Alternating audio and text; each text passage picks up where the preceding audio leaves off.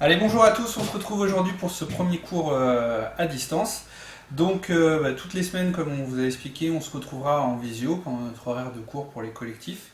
Et en plus de ce moment en live avec vous, on vous proposera régulièrement des cours pour vous expliquer des contenus, des cours, et pour vous donner des exercices. Voilà. Allez, bonjour à tous. Donc aujourd'hui, notre cours on va parler du ternaire. Alors, on va soit l'apprendre, soit le découvrir, ou au contraire, le réviser un petit peu. L'idée, c'est de voir un petit peu où chacun vous en êtes. Et notre prochain cours en visio, on va surtout parler de ça. Donc, essayez de bien comprendre le cours. Et n'hésitez pas aussi à nous envoyer vos questions par mail, comme ça, pour être sûr de tout le monde. Donc, le ternaire, en fait, c'est pas compliqué. Le principe, c'est juste de découper notre temps en trois. Donc on va pouvoir voir tout de suite le contraire du ternaire qui est le binaire. C'est ce qu'on a l'habitude de voir d'habitude. On vous a toujours dit un temps c'est égal à une noire et il faut deux croches pour faire un temps. C'est vrai que en binaire. On ne l'avait pas dit ça. Et donc en ternaire c'est le contraire. On va cette fois-ci couper notre temps en trois. D'accord. Donc en binaire on a donc deux croches qui font une noire pour faire un temps. Et en ternaire on a trois croches. Et du coup, trois croches. Et pour faire un temps, il faut cette fois-ci pas une noire, mais une noire pointée. Voilà. En binaire, pour savoir si on est en binaire, c'est très simple. Ça se passe toujours après la clé de sol. Il y a la signature rythmique. Donc, on peut avoir, il y en a d'autres. Hein. On peut avoir 4-4, 3-4, 2-4. Donc ça veut dire qu'à chaque fois, il y a 4 temps, 3 temps, 2 temps, et des noirs, le temps est égal à une noire. Voilà. En 6-8, ce sera différent. On aura 12-8, 9-8 ou 6-8. Il y en aura d'autres éventuellement, mais ça, on verra ça plus tard. Et donc, le système est différent pour compter. C'est-à-dire qu'en binaire, on compte les noirs. En ternaire, on va compter le nombre de croches. Donc, 12-8, ça veut dire que j'aurai 12 croches. Alors là, attention, on va faire des maths, sachant qu'il faut 3 croches pour faire un temps. Donc, 12 croches, ça veut dire qu'on aura 4 paquets de 3 croches, ça fera une mesure à 4 temps. Il y aura 4 noirs pointés, 4 temps. En 9-8, il y aura 3 temps. Et en 6-8, il y aura 3 temps. Et pour terminer, je vous ai mis les rythmes qu'on peut rencontrer dans les différents systèmes. Donc en binaire, c'est plus ces rythmes-ci qu'on va retrouver. Et en ternaire, du coup, je vais peut-être vous les détailler. On peut avoir 3 croches, donc il faut un temps. Si les croches, on veut les découper, on les découpera en deux. On aura donc cette fois-ci 6 doubles croches. Pas 4, mais 6 pour faire un temps. On peut avoir ce rythme-là. On peut avoir, du coup, au lieu d'avoir 3 croches, on peut avoir une noire plus une croche pour faire un temps. Si on veut une note qui dure 2 temps, c'est-à-dire 2 noirs pointés, ça va faire une blanche pointée. Et pour les silences, du coup, si on met juste un soupir, c'est pas assez. Il faut mettre un soupir plus un demi-soupir. On pourrait mettre soupir pointé, mais il y a des gens qui n'aiment pas ça, donc on met plutôt soupir plus demi-soupir. Et pareil, si on veut un silence qui dure 2 temps, on mettra plutôt une demi-pause et un soupir derrière. Voilà. Prenez le temps de regarder ce tableau, mettez sur pause et posez-nous nos questions s'il y a des choses qui sont vraiment pas claires. Mais tout de suite, on va le jouer un petit peu, ce sera peut-être plus clair pour tout le monde. Allez, pour mieux comprendre ces rythmes, on va les frapper, ce sera beaucoup plus simple pour tout le monde, vous allez voir. On va simplement marcher dans 4 temps, donc les 2 premiers temps devant, les 2 troisième et quatrième derrière. D'accord, on fait ensemble. Donc là, il faut se lever, hein. Voilà. Et on va taper les temps pour l'instant. Voilà, je fais une fois et tu fais ensuite, d'accord? Je le refais. 2, 3, 4. Après, c'est à toi. Et maintenant, je vais simplement découper mes temps en deux. Donc là, pour l'instant, je suis en... C'est binaire qu'il fallait dire. Allez. 1, 2, 1, 2, 1, 2, 1, 2, à toi. 1, 2, 1. Voilà, on continue à marcher quoi qu'il arrive. Tu vois? Et cette fois-ci, maintenant, je vais découper mes temps en 3. Donc là, je vais être vraiment en ternaire. On continue à marcher même pendant que j'explique. Et j'y vais. 1, 2, 3, 1, 2, 3, 1, 2, 3, 1, 2, 3. À toi. Allez, je le fais une fois. Et toi. Donc Donc là, peut-être ça va vous paraître très simple. Maintenant, je vais mélanger. Des fois, je vais découper en frappant. Et des fois, je vais mettre un temps entier. Allez, j'y vais. À toi. Boum. 1, 2, 3. Boum. À toi. Maintenant. À toi. Je refais celui-ci. À toi. Et un peu plus compliqué. À toi. Encore le même. À toi. Boum. 1, 2, 3. 1, 2, 3. Boum. Ok, je vois un autre rythme. Là, j'ai découpé en 3, mais par contre, je peux garder en 2, mais je ne vais pas avoir deux notes égales. Je vais avoir une note un peu plus longue et une note un peu plus courte. Je vous ai montré tout à l'heure comment je l'écris. Alors, je vais faire pam, pam, pam, pam, pam, pam. Et toi? Comme si tout à l'heure j'avais 1, 2, 3, 1, 2, 3, 1, 2, 3. Je fais que le 1, le 3. 1, 3, 1, 3, 1, 3, 1. D'accord? Allez. Attends, je change, je pars sur le temps et je les mets après. À toi. Allez, on commence par un temps entier et après, pam, pam, pam, pam, pam, à toi. Allez, je change. Pam, pam, pam, pam, pam, pam, pam. Allez. Et on va le faire en chantant, ça va changer. Je continue le même rythme. Pam, pam, pam, pam, pam, pam, pam. Pam, pam, pam, pam, pam, pam, pam. Pam, à toi. Pam, pam, pam, pam, pam, pam, pam. Pam, pam, pam, pam, pam, pam, pam, pam, pam.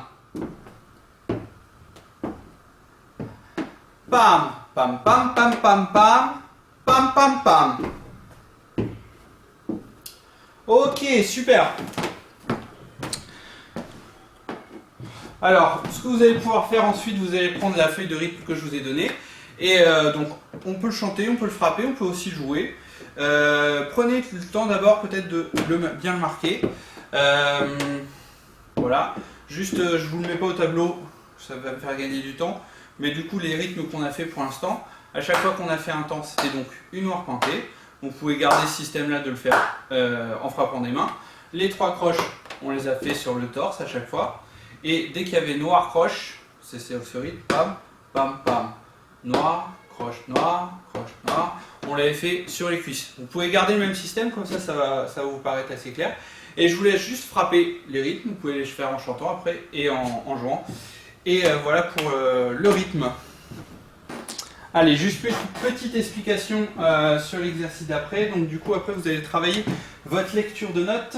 Cette fois-ci, on ne va pas lire des mélodies, on va lire des accords. Alors ça va surtout servir pour les pianistes. Mais au final, ça va quand même nous servir en tant que musicien dans notre vie courante, c'est-à-dire qu'on peut pouvoir savoir ce que les autres font. Donc le principe, c'est simple, au lieu de lire note à note une mélodie, il faut lire les 3 notes d'un coup. Donc je les regarde dans ma tête, je pense que ça c'est un Do, je pense que ça c'est un Mi, je pense que c'est un Sol. Et dès que je suis prêt, le but du jeu c'est de donner les 3 notes, alors pas d'un coup, comme si on allait jouer au piano tout en même temps, mais bien à la suite. Donc là je vais dire Do, Mi, Sol. Voilà. Je prends le temps, pareil, je réfléchis pour la suite. Voilà. Et dès que je suis prêt, j'annonce les 3. Ré, Fa, Sol. D'accord? Prenez cette habitude-là. C'est-à-dire qu'au piano, je vais devoir les jouer les 3 notes d'un coup. Alors je dis au piano, hein, mais on aura le même truc à la guitare ou au mélodica. Il ne faudra pas que je joue une note, par note. Donc essayez de le dire le plus rapidement possible et prendre le temps de réfléchir. Alors je vous donne quand même deux petites astuces pour lire.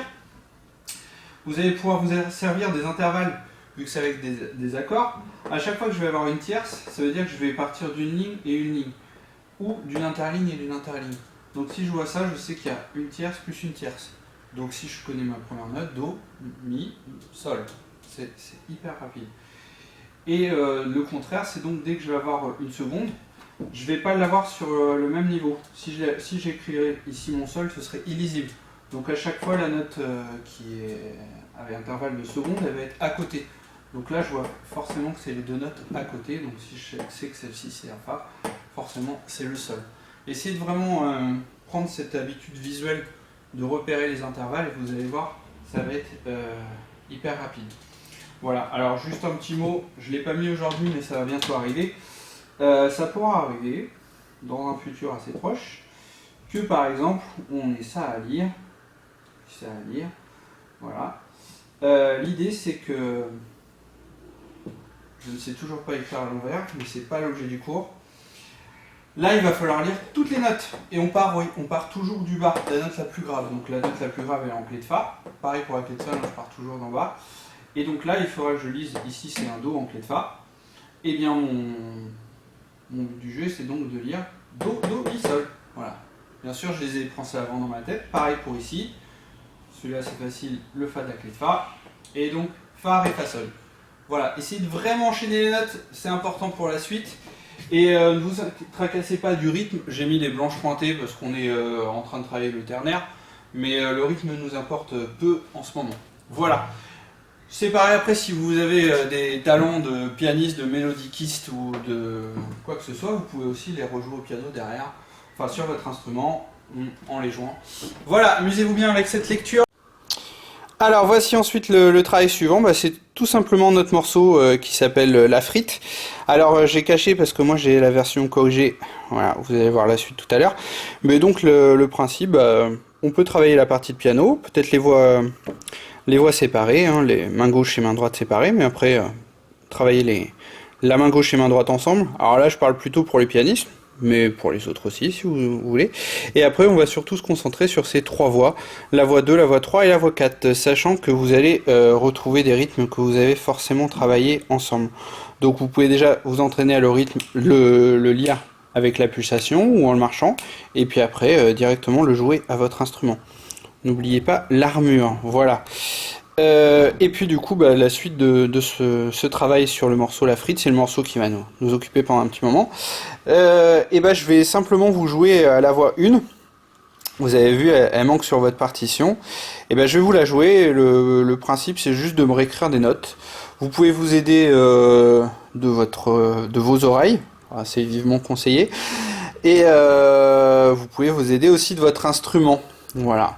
Mettez pause quand vous avez besoin. Et je vais vous jouer chaque petit bout, chacun son tour. Allez, je suis désolé pour le contre-jour. Donc voilà votre partition vierge que vous avez à la maison.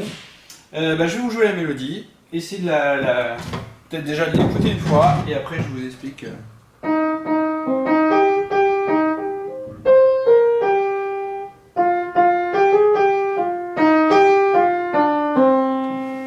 Voilà notre première ligne en entier. Vous avez donc entendu qu'il y a deux phrases. La première phrase elle fait les deux premières mesures et les deux suivantes. Ne vous occupez pas trop du rythme. J'aimerais surtout que vous trouviez les notes. Et je vous donne un indice pour ceux qui êtes chez vous.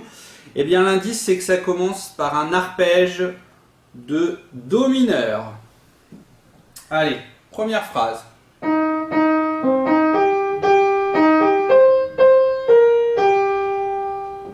Vous pouvez mettre pause, essayez de le refaire. Je le refais une fois.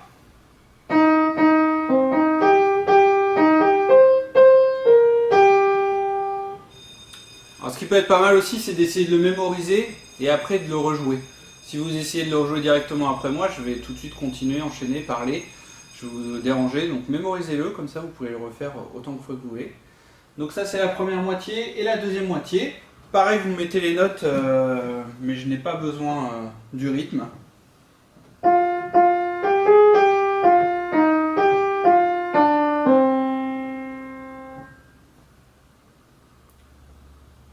Allez, encore une fois.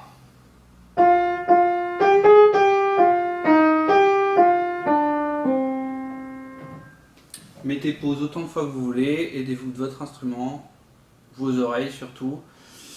Et faites-vous confiance par rapport à ce que vous reconnaissez.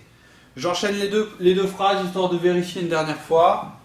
Et on s'arrêtera là.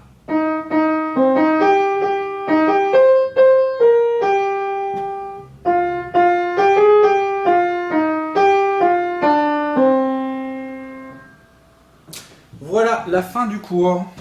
Alors voici un petit bonus pour ceux qui ont encore un petit peu de temps ou qui ont envie de jouer. Donc voilà, je vous ai envoyé le lien pour l'application Doremi, c'est un Doremi Note. C'est un petit jeu pour lire les notes. Donc on va voilà. Donc en fait, il suffit de cliquer sur la flèche quand on ouvre l'application. On va choisir la clé. Alors on pourrait choisir la clé de sol, hein, mais vous allez voir, c'est très simple. Mais du coup, on ne l'a pas trop encore fait ensemble, mais on va pouvoir s'amuser avec la clé de Fa. Ensuite, il faut que je choisisse les notes. Et moi, je vous propose de faire de Fa à Do. Vous allez voir, ça va être vachement sympa. Le Fa, c'est le Fa de la clé de Fa. Donc dès que j'ai une note sur la 4e ligne, c'est un Fa. Donc voilà, l'idée, c'est dès qu'on voit une note, il faut taper sur la touche qui est correspondante. Donc là, le plus simple, c'est de faire le La. Celle-là, c'est un point de repère, c'est le Do qui est entre la clé de Fa et la clé de Sol. Là, celle-ci, ou celle-là plutôt, on l'a déjà vu, c'est le La. Et donc essayez d'être le plus rapide possible. Vous allez voir, on va pouvoir se faire le jeu, s'envoyer nos résultats. Et si vous êtes le plus rapide, et vous êtes le champion. Si vous vous trompez, voilà, vous avez le droit à 3 petits jokers. Donc là j'en ai utilisé un. Et on peut pas appuyer. Voilà, je vous parlais du Fa tout à l'heure de repère, c'est le Fa. Après ça marche comme toutes les clés, hein. Il suffit de se repérer. Et donc dès que vous allez arriver à 20 sur 20, vous avez gagné. Et il y aura une super petite musique. Hop là. Et voilà. Donc évidemment c'est gratuit, donc il y a un petit peu de pub, mais voilà, il suffit de fermer, et ensuite vous m'envoyez le score. Allez, Julien, vous mettez votre nom, votre adresse mail, et mon adresse mail, ma nouvelle adresse de la ville, donc Julien Lambert, @ville-du6- nogent-du6 le-du6 trou.fr. Enfin, de toute façon, vous allez l'avoir. Et donc, essayez de faire mieux que moi. Moi, mon temps, là, il est de 59 secondes. Voilà. Et celui qui fera mieux que moi sera mon challenger. Vous pouvez ensuite vous amuser, hein. Donc, changer la clé ou changer les notes. Là, j'ai fait de Fa à Do, mais pourquoi pas aller de Do à Do. Soyons fous. Et donc là, pareil, le même système. Voilà, amusez-vous, je l'ai découverte il n'y a pas longtemps, donc ça m'intéresse aussi d'avoir vos retours, me dire ce que vous en pensez, si c'est compliqué à utiliser ou si ça vous semble inutile. Voilà, à très vite pour le cours. Salut!